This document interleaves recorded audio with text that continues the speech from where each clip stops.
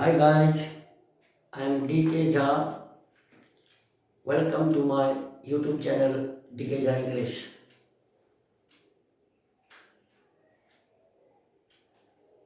As you know, some points related to the use of since and for are yet to be discussed.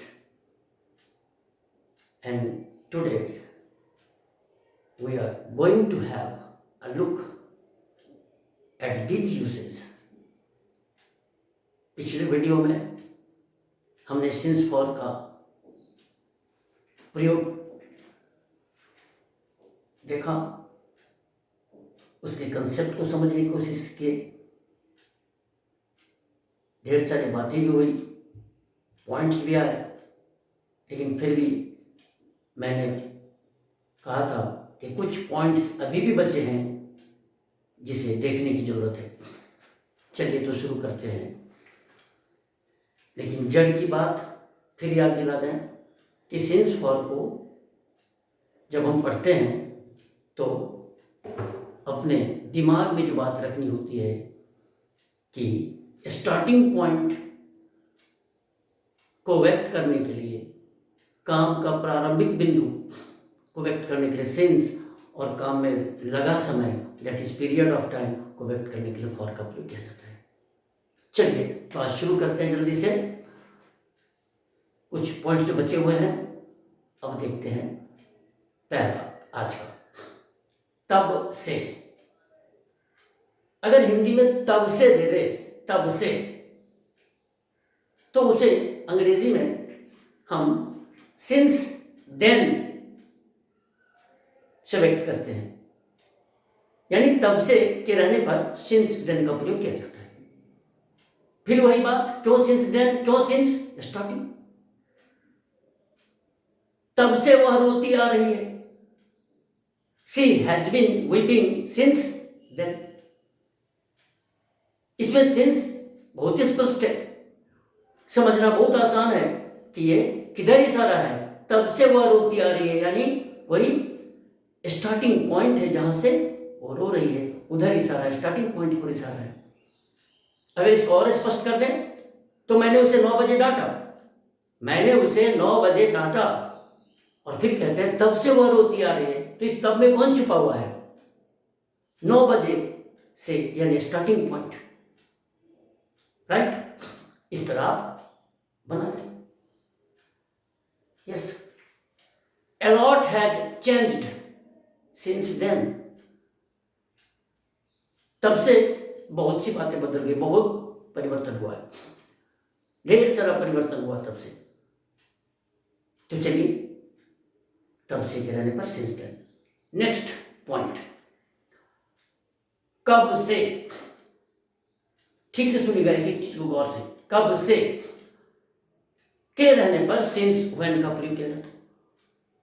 फिर वही बात, since when को होगा क्योंकि यहां भी स्टार्टिंग में पहले ही कह दिया, प्रारंभिक पॉइंट को, काम के शुरू होने के जो पॉइंट है, काम के प्रारंभिक बिंदु को अगर व्यक्त करना है, काम कहां से शुरू हुआ अगर उसको व्यक्त करना है, काम कब से शुरू हुआ है ये व्यक्त करना है, तो सिंस, तो सिंस व्हेन। अब चलिए, सिर्फ सिंस व्हेन अगर कहते हैं तो it's not a complete formal sentence, it's not a formal sentence, ये सेंटेंस नहीं है। अब कहते हैं कब से, सिंस व्हेन, ठीक है कह दीजिए, कोई ग्रामर का रूल नहीं अप्लाई कर रहा है, क्योंकि ये फॉर्मल सेंटेंस नहीं है। आपका दोस्त आपसे कहे कि मैं तो दिल्ली में हूं, तो तुम कब से, तो इतना सिर्फ कहना तो कह दो सिंस व्हेन, ठीक है, नो प्रॉब्लम, सिंस व्हेन, कब से। लेकिन जब हम एक सेंटेंस बनाएंगे पूरा, तो व्हेन से शुरू होगा। व्हेन आप समझते हैं क्या है? इसको मैं IPA² कहता हूं, इंट्रोगेटिव प्रोनाउन एडजेक्टिव एडवर्ब, जिसको सभी लोग क्वेश्चन वर्ड्स बोलते हैं, WH वर्ड्स बोलते हैं, WH वर्ड्स क्वेश्चन वर्ड्स। लगता है जैसे कुछ कह दीजिए, ठीक है, लेकिन जिस बच्चे को आप पार्ट्स ऑफ स्पीच पढ़ाते हैं उसको क्वेश्चन वर्ड बोलते क्यों है? क्योंकि जितने भी प्रश्न पूछने वाले शब्द हैं उनमें से कुछ इंटरोगेटिव प्रोनाउन है, कुछ इंटरोगेटिव एडजेक्टिव्स हैं, कुछ इंटरोगेटिव एडवर्ब्स हैं, इसलिए इनको हम बोलेंगे IPA स्क्वायर शॉर्ट में, या बोलिए क्वेश्चन वर्ड बोल दीजिए, हो गया। तो जब एक फॉर्मल सेंटेंस बनाएंगे तो व्हेन से शुरू होगा। व्हेन क्या है? क्वेश्चन वर्ड है, IPA स्क्वायर है। ऐसी स्थिति में सिंस जो कि प्रीपोजिशन है यहां, वो चला जाएगा वाक्य के अंत में। तो कैसे हुआ सेंटेंस? सुनिए, कब से तुम यहां रहते आ रहे हो? When have you been living here since? When have you been living here since? अब ऐसे नहीं कर सकते since when have you been living here, incorrect. तो थोड़ा रुक करके और चर्चा कर लेते हैं, क्योंकि मेरा मानना है जब हम कुछ पढ़ रहे हो और उससे रिलेटेड अगर और भी कोई जानकारी हो तो ले लेना चाहिए उसी समय, देन एंड देयर। तो ये आपको ये पहली बार देखने को यहाँ नहीं मिल रहा है। सब ऐसे बहुत सेंटेंस आप देखे होंगे जिसमें जिस प्रीपोजिशन को जिसके साथ रहना चाहिए वहां से उसको हटाकर पीछे करते हैं। खास करके कब? जब प्रश्नवाचक वाक्य हो और शुरू जब हो रहा हो IPA स्क्वायर से, तो उसके साथ प्रयुक्त होने वाले जो प्रीपोजिशन है वो वहां नहीं आएंगे, वो इंड पोजिशन हो जाता है, तब उसको हम रखते हैं अंत में। इस टेंस से नहीं मतलब है, किसी भी टेंस में, और इससे नहीं, से नहीं मतलब है, और फॉर से, किसी भी प्रीपोजिशन के साथ ऐसा ही होता है। तो यदि प्रश्न पूछने वाला अगर प्रश्नवाचक वाक्य है जिसका उत्तर हाँ ना में नहीं है, एक्सप्लेनेटरी सेंटेंस है, यानी प्रश्नवाचक शब्दों से आप शुरू करते हैं, तो ऐसी स्थिति में जिस प्रीपोजिशन को उनके साथ रहना चाहिए उनको हम अंत में ले जाते हैं। एग्जाम्पल देखिए, एग्जाम्पल छोटा सा दूसरे टेंस में, तुम्हारा शर्ट किस रंग का है? तुम्हारा शर्ट किस रंग का है? किस रंग का, देख रहे का के लिए ऑफ, लेकिन उसको कहां रखेंगे? देखिए कहते हैं what colour is your shirt of. फिर प्रश्नवाचक चिन्ह दे दीजिए। इसे आप ऐसे नहीं कह सकते of what colour is your shirt, no, what colour is your shirt of. इस तरह पे दूसरा देखिए, बड़ा सामान्य सा प्रश्न है, सामान्य सा वाक्य सभी जानता है, where do you live at? तुम कहां रहते हो? लेकिन आप आंसर जब देते हैं तो बोलते मैं यहां रहता हूं। माने कोई गांव का नाम ले लीजिए, मैं सोनकी में रहता हूं, तब बोलते आई लिव एट सोनकी। तो वेयर सोनकी ले आता तो होना तो चाहिए at where do you live, कायदे से तो वही होना चाहिए, लेकिन हम कहते हैं where do you live at. लेकिन सर इतना कहें, पूरा सेंटेंस ना बनाए फॉर्मल सेंटेंस, सिर्फ पूछेंगे कहां कहां, तो बोलेंगे एट वेयर। लेकिन जब एक सेंटेंस कंप्लीट बना रहे हैं तो व्हाट जो प्रश्न पूछने वाला शब्द है वो प्रारंभ में है और एट पीछे चला गया। वन मोर एग्जाम्पल, एक और, थाना किस सड़क पर है? अब पूछे थाना किस सड़क पर है, तो आपका क्या होगा सेंटेंस? सड़क पर तो ऑन आना चाहिए सड़क के पहले, उससे पहले आप व्हाट का प्रयोग एडजेक्टिव प्रयोग कर रहे हैं, तो on what road, no, on नहीं आएगा वहां। What road is the police station on? What road is the police station on? प्रश्नवाचक चिन्ह दे दीजिए, इंट्रोगेटिव है, ऑन पीछे चला गया। तो मैं समझता हूं आपको बात समझ में आ रही होगी, और इसको ध्यान में रखेंगे। बोलने लिखने में जो बोलते हैं वो लिखते हैं, जो लिखते हैं वो बोलते हैं, कोई दिक्कत नहीं, तभी आपका राइटिंग और स्पीकिंग इंप्रूव करेगा। चलिए, तो सिंस व्हेन का आपने देखा,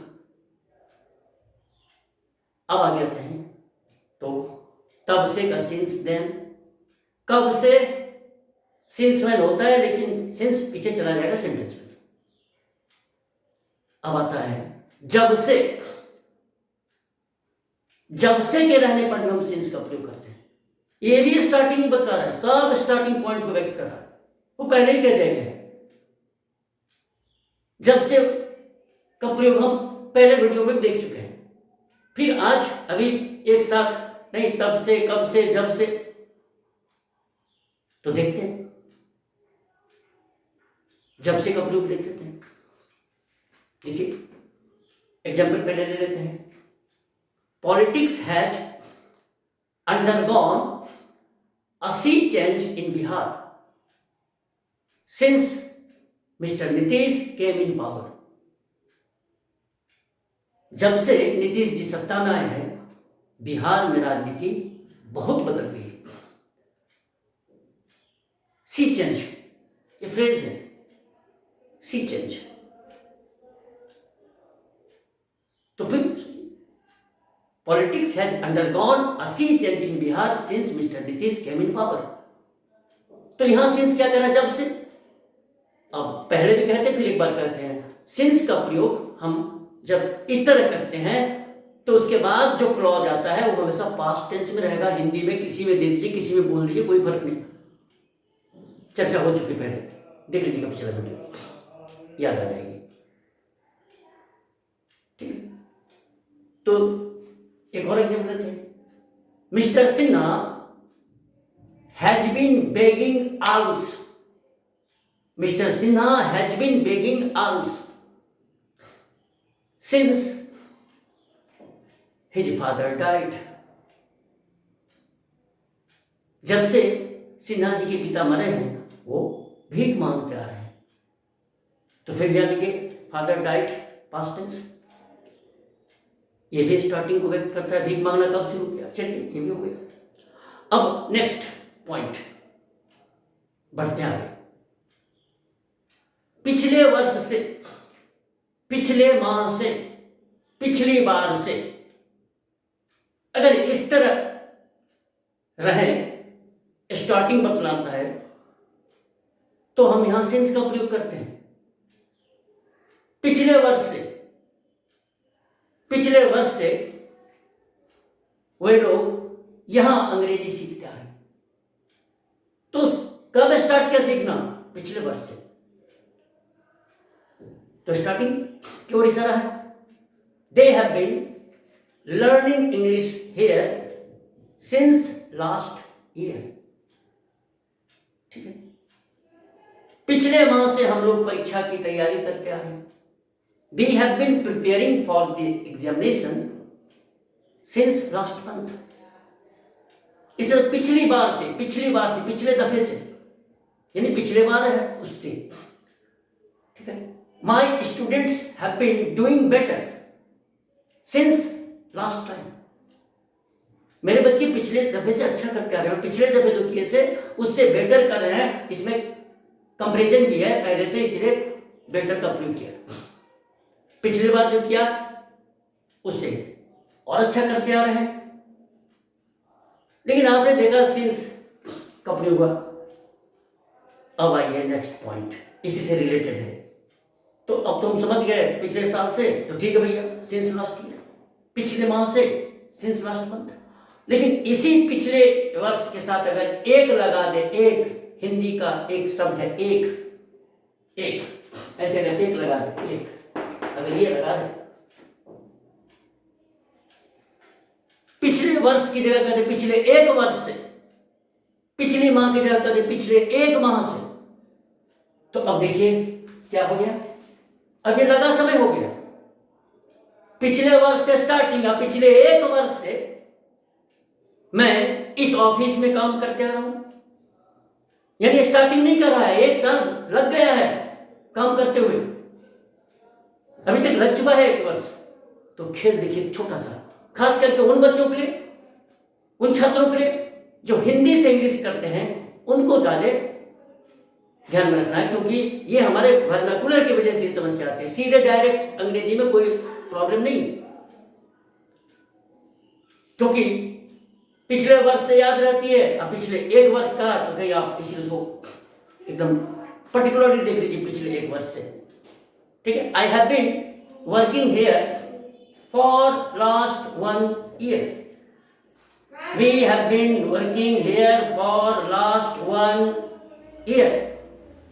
पिछले 1 माह से वह उपन्यास लिखते आ रहा है। He has been writing a novel for last 1 month. For a year. तो पिछले वर्ष से था तो सिंस, अब पिछले 1 वर्ष से लगा दिया, तो इस एक का कमाल देखिए, स्टार्टिंग को पीरियड में चेंज कर दिया। ध्यान रखने की जरूरत है। चलिए, ढेर सारी बात हो गई, पॉइंट्स ये सब बचे हुए थे। अब इसके बाद और भी महत्वपूर्ण पॉइंट है,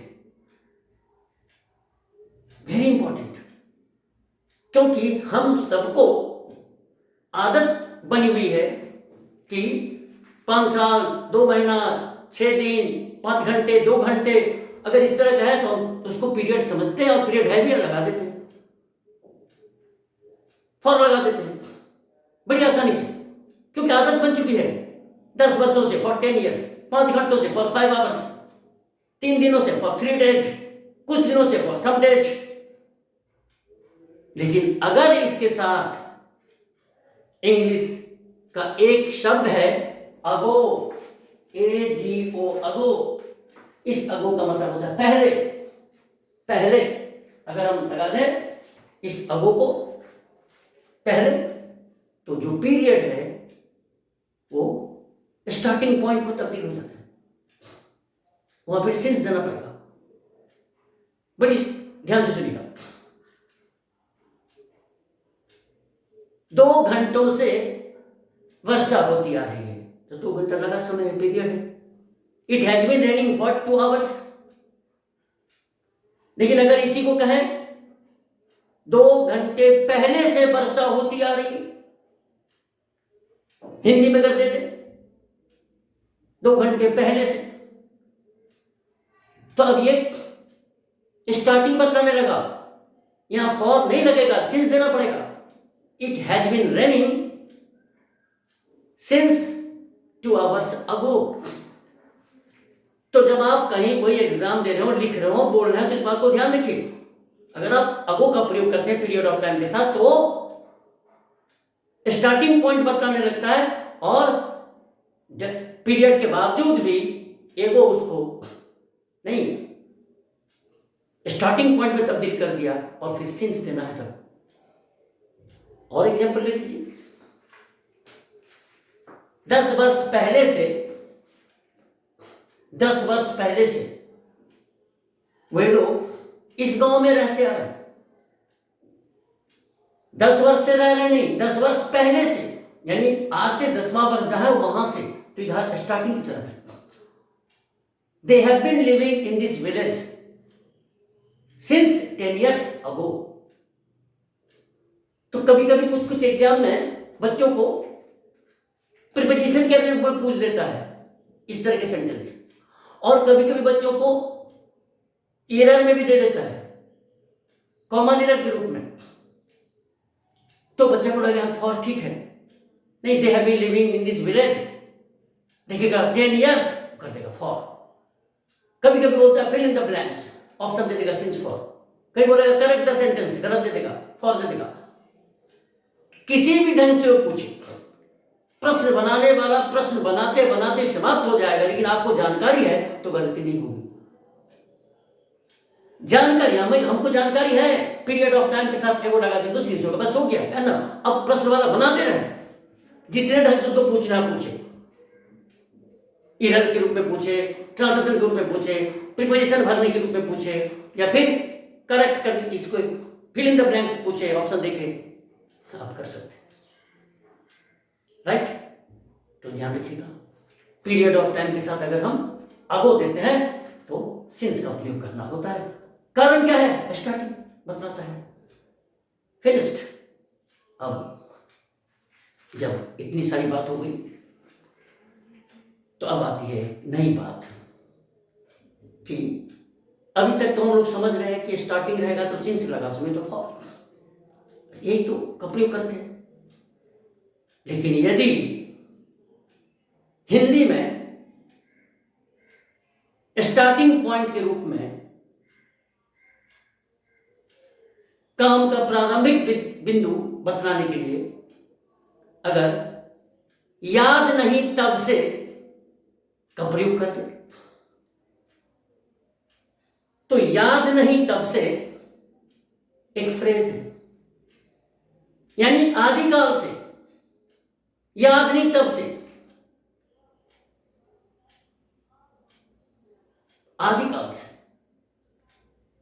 तो ये एक फ्रेज है, इंग्लिश में इसके लिए एक फ्रेज का प्रयोग होता है, फ्रॉम टाइम इमेमोरियल।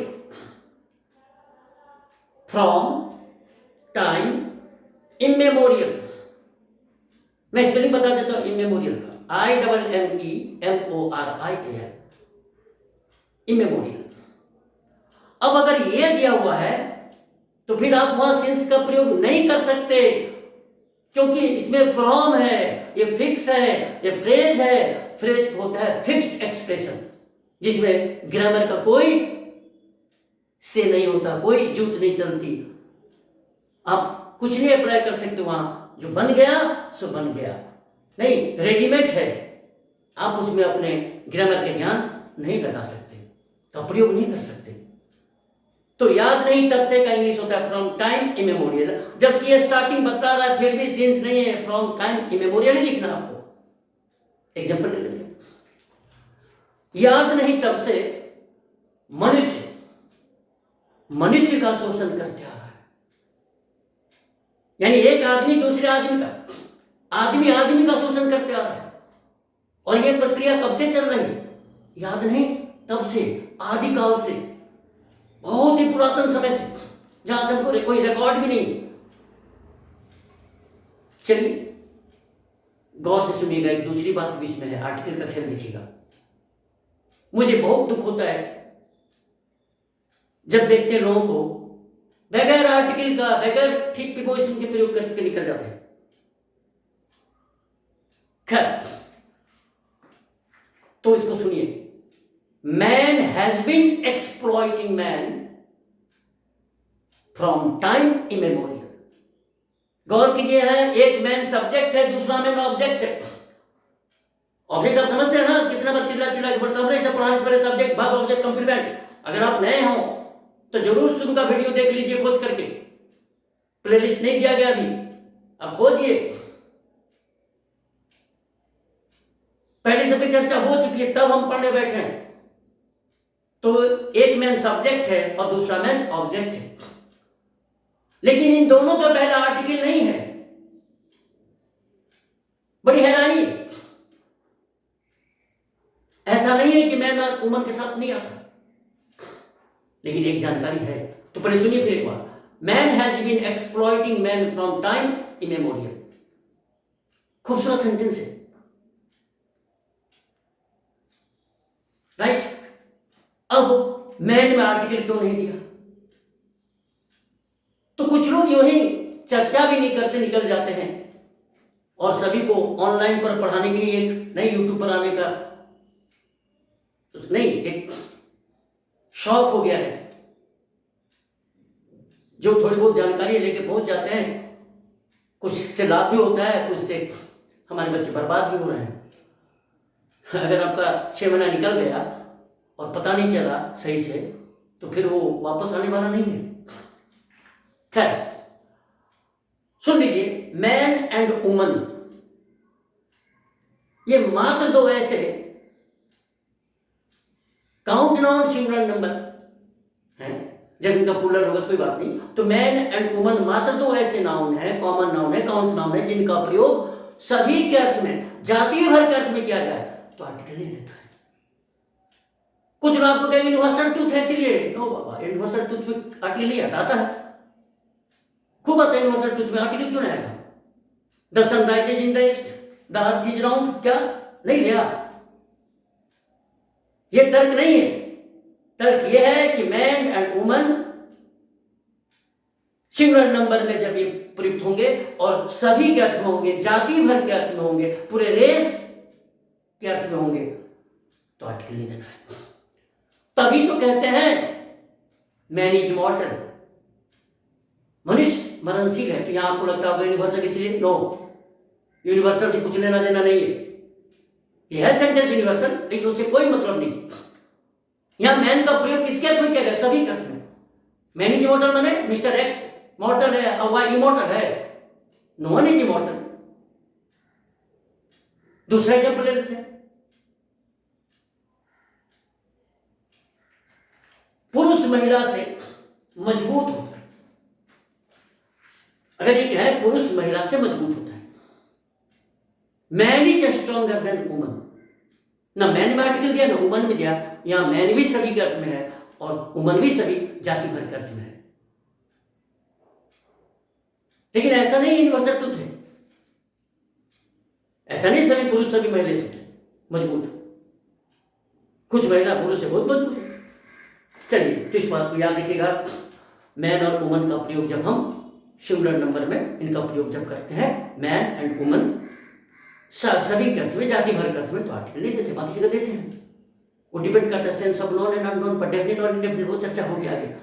दिल थाम के बैठे रहिए, वीडियो देखते रहिए, लेकिन लाइक जरूर दीजिए और इसको बढ़ाइए, जितनी जल्दी बढ़ा सकते हैं इसको शेयर कीजिए, लोगों को बहुत बताइए। राइट, अब ये भी चर्चा हो गई।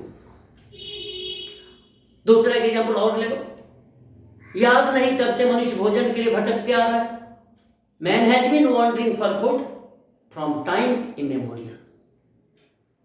तो अब बताइए, लोग सीन्स फॉर तक सीमित है, आप ये भी देख लिया, भले ये फ्रेज है, फिक्स है, कुछ भी हो, है तो प्रयोग। लास्ट बट नॉट लिस्ट, अब अंत में जो भी चर्चा करेंगे ये बहुत महत्वपूर्ण है, वेरी वेरी इंपॉर्टेंट। अब ये इंपॉर्टेंट इसलिए है कि इसमें आपकी जानकारी बहुत बढ़ जाएगी। तो खूब ध्यान से सुनिए कि अब जो हम देखने जा रहे हैं सीन्स का प्रयोग, वो एक अलग है इन सब से हटके। यहां सीन्स को किसी खास टेंस से मतलब नहीं।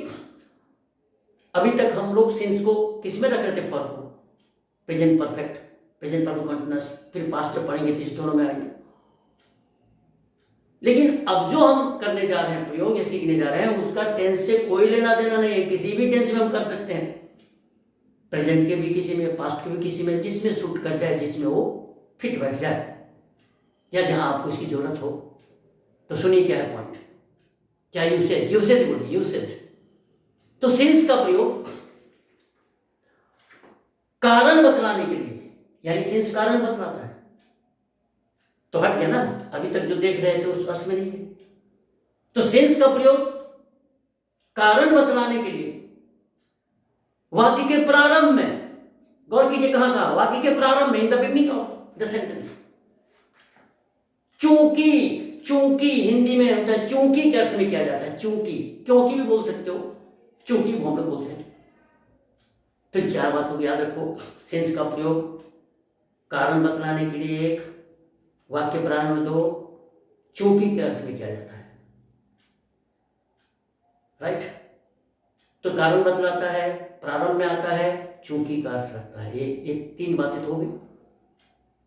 अब एक रहेगा, इसको टेंस से कोई मतलब नहीं, किसी में भी कर सकते हैं। एग्जाम्पल लेते हैं, देखिए, अब थोड़ा सावधान हो जाइए। फिर कहते हैं, क्योंकि मैं बीमार हूं अतः मैं तुम्हें आज नहीं पढ़ा सकता।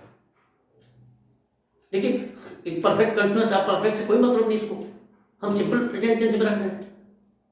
क्योंकि मैं बीमार हूं अतः, हिंदी में बोलते हैं अतः देना ही है।